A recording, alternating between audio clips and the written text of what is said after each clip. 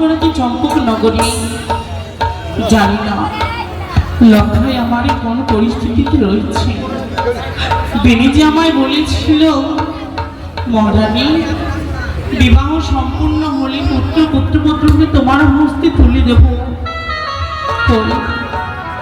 যেন দেখতে দেখতে রাত্রি ঘনিয়ে আসলো, এখনো তো বেনি এসে আমার পুত্রকে আমার হস্তে তুলে দিল না। তবে কি বেনি আজ নিষেধে ফিরবে না?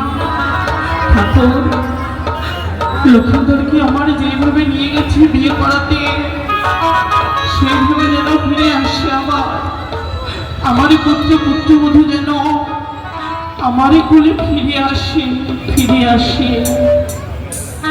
রানীমা, এসেছো মা, এসেছো। একা একা কি করছো রানীমা? আরে ভালো লাগে না মা, সারা নিশি আরাধ্য দেবের মন্দিরে আমি রয়েছি।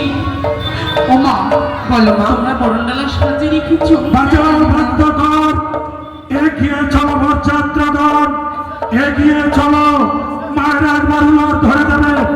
জয় জয় শিব শম্ভুকে। ওই তো, যেন সারা নিশি ভেসে আসে, পাঁচু ভক্তের শব্দ ভেসে আসছে। ও মা, সখী, দাসী, বাবা, লৌহা, শঙ্খধ্বনি বাজাও, বরণডালা নিয়ে এসো। আমার পুত্রবধূ ঘরে এসেছে।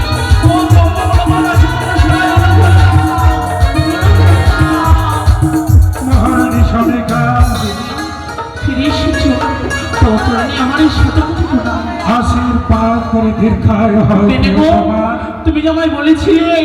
সত্য, আমি না তোমায় বলেছিলাম উজানি নগরে আমার পুত্রের বিবাহ সমাপ্ত হওয়ার পর রাত্রি সমাপ্তের পূর্ব মুহূর্তে আমার পুত্র সহ বধূমাতাকে নিয়ে ফিরে আসবো এই চম্পক নগরের রাজপ্রাসাদে।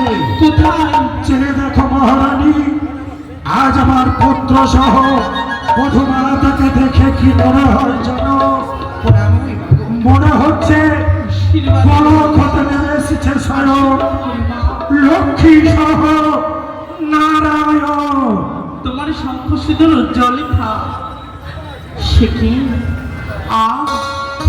দেখে যেন আমারই বৌমারি মুখখানা, আমার এই মনখানা শীতল হয়ে গেল। কি সুন্দর আমার বৌমা বেনে গো। সনিকা, তুমি যা বলেছিলে সে তো আমি পাইনি। যদি তবে জানো, বলো। আমি যেন হিরের টুকরো বৌমা পেয়েছি। তাই লক্ষ্মী সমতুল্য আমার বৌমা গো। মহারানী সনিকা, হ্যাঁ, যদি তাই হয় তবে আর বিলম্বের নাহিক প্রয়োজন। এই মুহূর্তে বরণডালা হস্তে নিয়ে আমার পুত্র সহ বধূমাতা চুম্বন সমাপ্ত করো। আর ততক্ষণ পর্যন্ত আমি আমার অন্তঃপুরে দেখে আসি কোন আত্মীয় স্বজন কে কোথায় কি অবস্থায় রয়েছে। বেশ, জয় শিব শম্ভু। কি সুন্দর।